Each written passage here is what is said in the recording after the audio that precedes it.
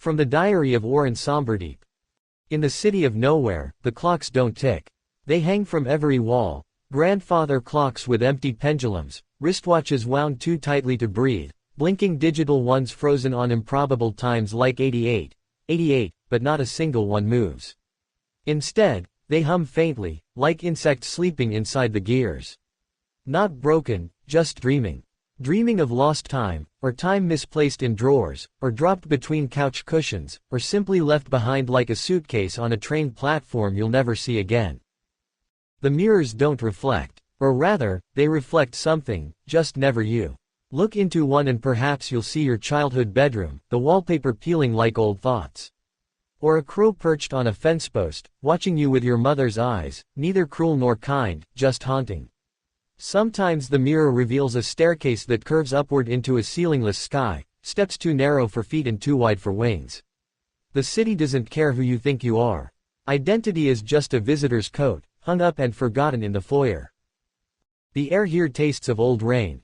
Not the rain itself, but the memory of it, the ghost of petrichor, the ache before a thunderclap. Every breath is steeped in nostalgia for a storm that may never have happened. And when it rains, and it does, but not often, the rain falls upward. Gentle droplets rising from the cobblestones in slow ascent, catching in your hair like moths.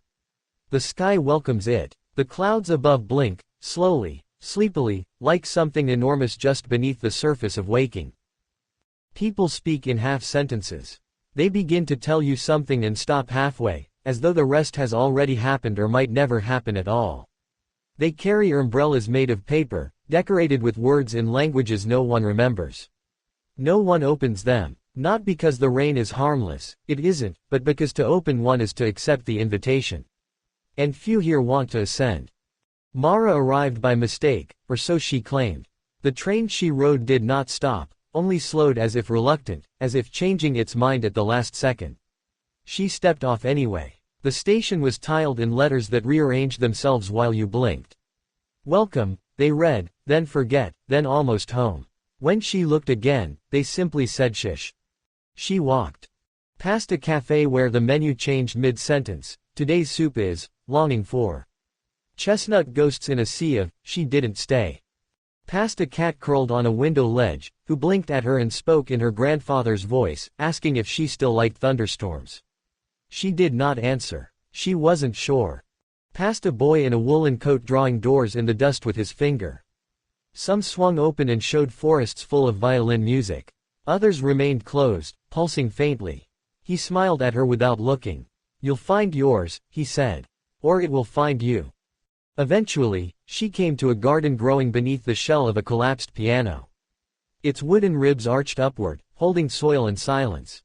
Flowers bloomed there in impossible colors, grays and forgotten purples, tones that only appear in dreams or memory. They hummed in harmony, soft notes that settled in the chest like a lullaby long forgotten. One flower opened as she passed. Its petals peeled back like old paper, revealing a tiny, fogged mirror at its heart.